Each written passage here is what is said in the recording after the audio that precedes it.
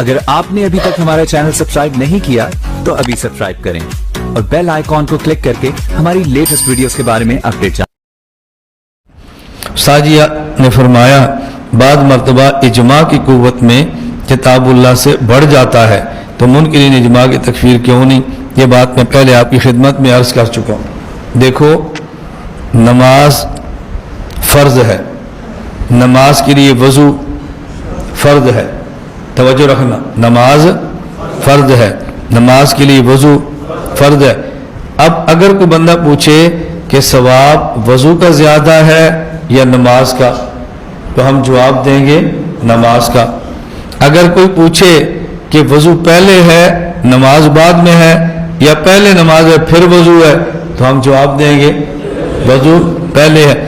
گو وضو کا اجر کم ہے، گو وضو عظمت میں نماز سے چھوٹے درجے کا ہے، لیکن وضو پر نماز موقوف ہے۔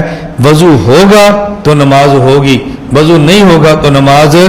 اس کا معنی یہ نہیں ہے کہ وضو کا اجر زیادہ ہے، ثواب زیادہ ہے، وضو کی عظمت زیادہ ہے، ہرگز یہ معنی نہیں ہے۔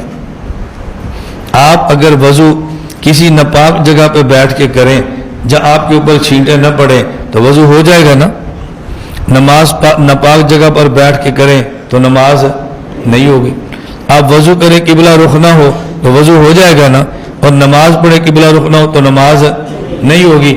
آپ نے ناپاک دھوتی پہنی ہوئی ہے اور وضو کیا اور بعد میں پاک دھوتی پہن کے نماز پڑھی تو ناپاک دھوتی پہن کے کرے تو وضو ہو جائے گا نا، اور ناپاک دھوتی پہن کے نماز پڑھیں گے تو نماز نہیں ہوگی۔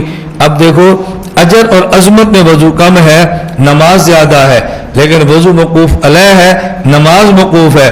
موقوف علیہ کا معنی وضو ہوگا تو نماز ہوگی، وضو نہیں ہوگا تو نماز نہیں ہوگی۔ اجر میں قرآن زیادہ ہے، اجماع کم ہے۔ عظمت میں قرآن زیادہ ہے، اجماع کم ہے، لیکن اجماع موقوف علیہ ہے اور قرآن موقوف ہے۔ اجماع کو مانیں گے تو قرآن ثابت ہوگا، اجماع کا انکار کریں گے تو قرآن کی ثبوت کی آپ کے پاس کوئی دلیل نہیں ہے۔ اب دیکھو، اس اعتبار سے اجماع قرآن پر بھی مقدم ہے تو اجماع کتنی مضبوط دلیل شرعی ہے، اجماع کتنی مضبوط دلیل شرعی ہے۔